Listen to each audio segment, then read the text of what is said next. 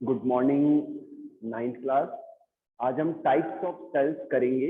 Last class में मैंने आपको प्रोकैरियोटिक सेल एक्सप्लेन किया था। एक बार फिर से आज रिपीट कर देते हैं जिससे आपका कंसेप्ट और अच्छे से क्लियर हो जाए। ठीक है।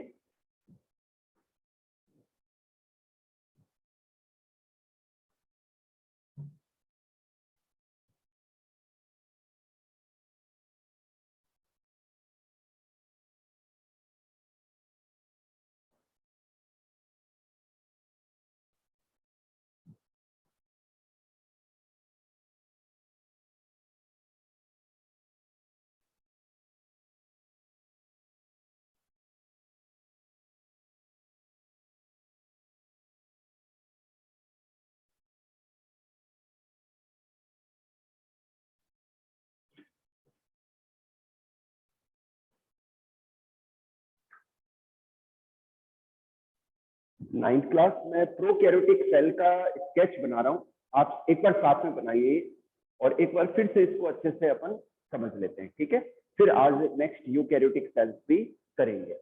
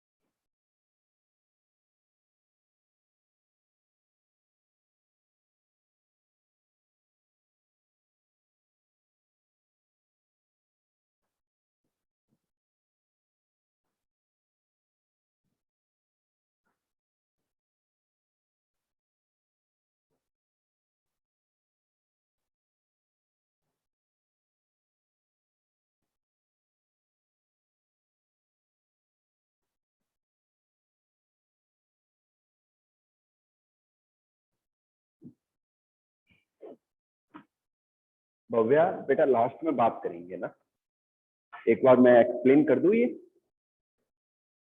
हाँ, 9th क्लास हम डिस्कस कर रहे हैं types of cells. First type है प्रोकैरियोटिक सेल्स। यहाँ पर प्रो का मीन होता है प्रिमिटिव, ओल्ड, और कैरियोटिक का मीन कैरियन। कैरियन का मतलब मतलब होता है न्यूक्लियस। ओके, इट मींस ऐसी सेल जिसमें न्यूक्लियर मेम्ब्रेन एब्सेंट होती है और जो जेनेटिक मटेरियल है, ठीक है, वो सराउंडेड नहीं होता न्यूक्लियर मेम्ब्रेन के द्वारा, तो ऐसी सिंपल सेल को प्रोकैरियोटिक सेल कहते हैं। इसके अलावा बच्चों प्रोकैरियोटिक सेल के अंदर मेम्ब्रेन बाउंड सेल ऑर्गेनेलीज भी एब्सेंट होते हैं। ओनली 70s राइबोसोम्स पाए जाते हैं। तो ऐसी सेल्स को प्रोकैरियोटिक सेल्स कहते हैं और इनके एग्जांपल हैं बैक्टीरियल सेल और माइकोप्लाज्मा, साइनोबैक्टीरिया। तो these are the examples of prokaryotic cells. यहाँ बच्चों मैंने एक स्केच ड्रॉ किया है बैक्टीरियल सेल के लिए। इस स्ट्रक्चर के अंदर ये जो आउटर लेयर है इसे हम कहते हैं सेल वॉल। तो बैक्टीरियल सेल की जो सेल वॉल है ये रिजिड वॉल है जो कि पेप्टिडोग्लाइकन की बनी होती है, ठीक है बेटा। फिर अंदर की ये जो लेयर है इसे सेल मेम्ब्रेन कहते हैं जो कि फॉस्फोलिपिड एंड प्रोटीन की बनी होती है। ये सेल मेम्ब्रेन कहीं कहीं पर इनफोल्डेड होती है, तो इन इनफोल्डेड स्ट्रक्चर्स को मीजोजोम्स कहते हैं। इन मीजोजोम्स के अंदर रेस्पिरेटरी एंजाइम्स होते हैं जहां रेस्पिरेशन पाया जाता है, ठीक है। अच्छा, ये बच्चों लॉन्ग थ्रेड लाइक जो स्ट्रक्चर है इसे हम फ्लैजेलम कहते हैं। तो इसके द्वारा सेल मूवमेंट शो करती है, इसके द्वारा मूवमेंट करती है सेल, ठीक है। अच्छा, ये जो हेयर लाइक स्ट्रक्चर्स नजर आ रही हैं आपको, इन्हें हम सीलिया कहते हैं। तो ये भी सेल मूवमेंट में हेल्प करती है, ठीक है। इसके अलावा ये साइटोप्लाज्म है, इसके अंदर ये जो थ्रेड लाइक स्ट्रक्चर है इसे हम न्यूक्लियोइड कहते हैं। जो न्यूक्लियोइड है ये सिंगल होता है, डबल मेम्ब्रेनस होता है ये, ठीक है। सॉरी, डबल स्ट्रैंडेड होता है, डबल स्ट्रैंडेड सिंगल जो डीएनए है ये, ठीक है। इसे हम जीनोफोर भी कहते हैं। और ये आरएनए है, ये 70s राइबोसोम्स हैं और कहीं कहीं आरएनए के ऊपर राइबोसोम्स अटैच्ड होते हैं, इन्हें हम पॉलीजोम्स कहते हैं। इन्हें हम पॉलीजोम्स या पॉली राइबोसोम्स कहते हैं। क्या कहते हैं? पॉलीजोम या पॉली राइबोसोम्स कहते हैं अगर किसी आरएनए पर कई सारे राइबोसोम अटैच होते हैं। अच्छा, ये जो स्ट्रक्चर है इसे सेक्स पिलाई कहते हैं। सेक्स पिलस सिंगुलर और एक से अधिक है तो सेक्स पिलाई। ये एक बैक्टीरियल सेल को दूसरी बैक्टीरियल सेल से अटैच करने में हेल्प करती है। तो ये बेटा स्ट्रक्चर है बैक्टीरियल सेल की। एक बार सारे हैंड रेज कर दो अगर आपको ये समझ में आ गई है।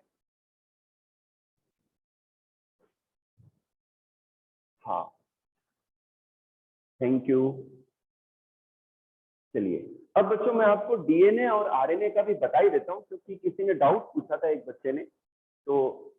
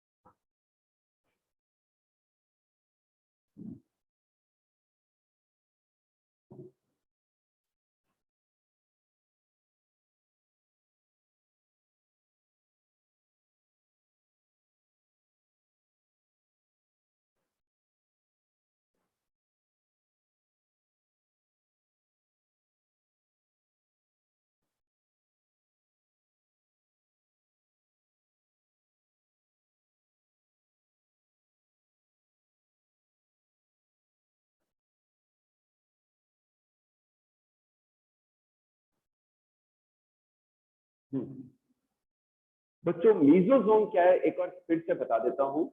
एक्चुअल में जो बैक्टीरिया की जो सेल मेम्ब्रेन है वो अंदर की ओर फोल्डेड होती है, तो उन स्ट्रक्चर को हम मीजोजोम कहते हैं और उसमें रेस्पिरेशन के एंजाइम्स पाए जाते हैं, ठीक है।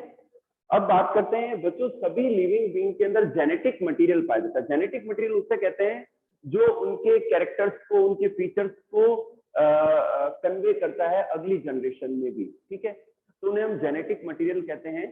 तो जितने भी हायर ऑर्गेनिजम्स हैं उनमें जेनेटिक मटेरियल के रूप में जो है डीएनए पाया जाता है।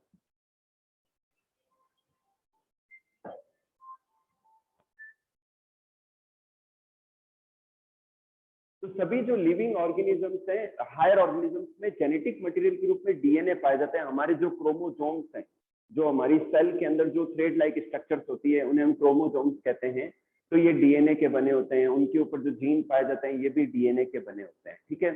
हमारे अंदर आरएनए भी पाया जाता है, ठीक है ना, लेकिन उसका सिर्फ रोल यही होता है कि मैसेज कन्वे करना फॉर द प्रोटीन सिंथेसिस। तो आरएनए के ऊपर जो इंफॉर्मेशन होती है, आरएनए थ्रेड लाइक स्ट्रक्चर है, तो उसके बेसिस पर हमारी सेल के अंदर प्रोटीन का फॉर्मेशन होता है, ठीक है।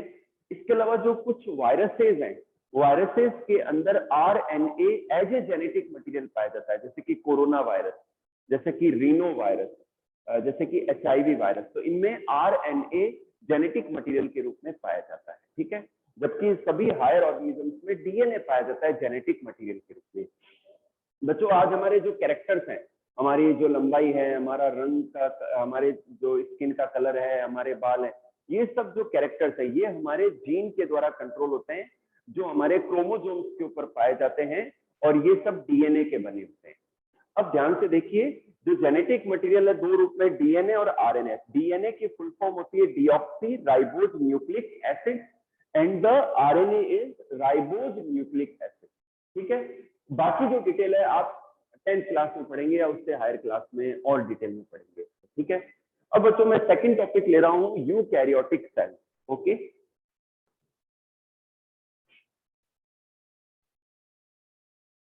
क्या बच्चों, this is the sketch of eukaryotic cell.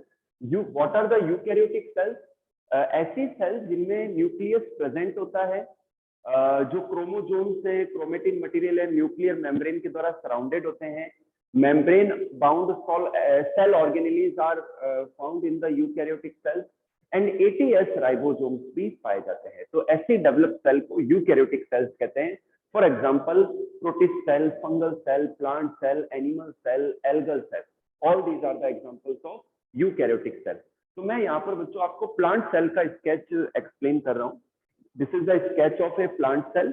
This outer layer is called cell wall, ठीक है। ये सेलुलोज और हेमीसेलुलोज की बनी होती है प्लांट सेल में। ये जो इनर लेयर है इसे हम सेल मेम्ब्रेन कहते हैं, जो फॉस्फोलिपिड एंड प्रोटीन की बनी होती है। ये जो स्ट्रक्चर है इन्हें डिक्टियोसोम्स कहते हैं। एनिमल सेल में इन्हें गोल्जी बॉडीज कहते हैं। दीज आर द क्लोरोप्लास्ट, जिनके अंदर फोटोसिंथेटिक पिगमेंट्स पाए जाते हैं। ये जो स्ट्रक्चर है इसे न्यूक्लियस कहते हैं, ये डबल मेम्ब्रेनस है। इस स्ट्रक्चर को न्यूक्लियोलस कहते हैं। ये जो थ्रेड लाइक स्ट्रक्चर्स है इन्हें क्रोमेटिन मटेरियल कहते हैं, जो बाद में क्रोमोसोम में कंडेंस हो जाते हैं। ये जो स्ट्रक्चर्स हैं ये रफ एंडोप्लाज्मिक रेटिकुलम है, इनके सरफेस पर राइबोसोम्स पाए जाते हैं, तो इसी वजह से इन्हें रफ एंडोप्लाज्मिक रेटिकुलम कहते हैं। ये इन पर राइबोसोम्स एब्सेंट है तो इन्हें स्मूथ एंडोप्लाज्मिक रेटिकुलम कहते हैं। एंडोप्लाज्मिक रेटिकुलम को इन शॉर्ट ER से शो करते हैं, ठीक है। ये बच्चों माइटोकॉन्ड्रियन है। कई सारे माइटोकॉन्ड्रियन होने पर माइटोकॉन्ड्रिया टर्म यूज करते हैं, सिंगल के लिए माइटोकॉन्ड्रियन। ये बच्चों वैक्यूल्स है। प्लांट सेल के अंदर काफी सारा पार्ट वैक्यूल्स के द्वारा कवर्ड रहता है। ये सिंगल मेम्ब्रेनस होते हैं, इनमें वेस्ट, वाटर और दूसरे सब्सटेंसेस स्टोर रहते हैं। इनके अलावा ऐसी रोड लाइक स्ट्रक्चर्स होती है जिन्हें माइक्रोट्यूब्यूल्स कहते हैं। तो बच्चों ये स्केच है प्लांट सेल का। बच्चों आज की क्लास में हम इतना ही करेंगे। नेक्स्ट क्लास के अंदर एनिमल सेल को डिस्कस करेंगे। देन फिर उसके बाद में हम सेल से रिलेटेड जो ऑस्मोसिस, डिफ्यूजन के जो टॉपिक्स हैं उनको करेंगे अपन, ठीक है बेटा। तो आपको यदि कोई डाउट है तो एक बार हैंड रेज कर दो और मुझसे